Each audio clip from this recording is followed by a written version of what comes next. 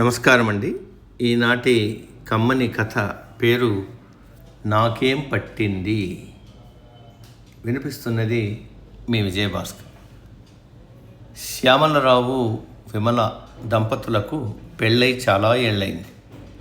విమల చిన్న చిన్న కారణాలతోటే భర్తతో అనేకసార్లు గొడవకు దిగేది. ఆమె దురుసుతనానికి శ్యామలరావు అలవాటు పడిపోయాడు. ఆమె గొడవలను మౌనంగా భరించసాగాడు. ఒకరోజు వాళ్ళ పెళ్లి రోజు విమల ఆ విషయం గుర్తు చేసినప్పుడు శ్యామలరావు తినుబండరాలు చేయమని చెప్పాడు. విమల అంగీకరించకపోగా మళ్ళీ పాత విషయాలు గుర్తు చేసి గొడవ వేసుకుంది. పెళ్ళయ్యాక తాను పుట్టింటి నుంచి ఎన్ని వస్తువులు తీసుకొచ్చిందో, తమ పెళ్ళిని తండ్రి ఎంత ఘనంగా జరిపించాడో ఊదరగొడుతూ భర్తను విసిగించసాగింది. సహనం కోల్పోయిన శ్యామలరావు తాను గొడవకు దిగి పోట్లాటను సమానం చేసేశాడు.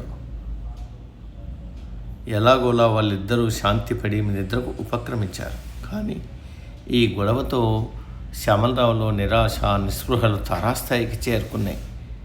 ఆ రాత్రి నిద్రపోతున్న విమల ఇంట్లో శబ్దం వినిపించి మేల్కొంది. ఇంట్లోకి ఎవరో దూరినట్లు, పసిగట్టి దొంగతనం జరిగే ప్రమాదం ఉందని శ్యామలరావును తట్టి లేపింది. పగటిపూట గొడవను నిద్రలో కూడా మర్చిపోని శ్యామలరావు, నేనెందుకు పట్టించుకోవాలి? ఈ ఇంట్లో ఉన్న వస్తువులన్నీ నీవే కదా, వాటి కోసం నేనెందుకు బాధపడాలి అన్నాడు.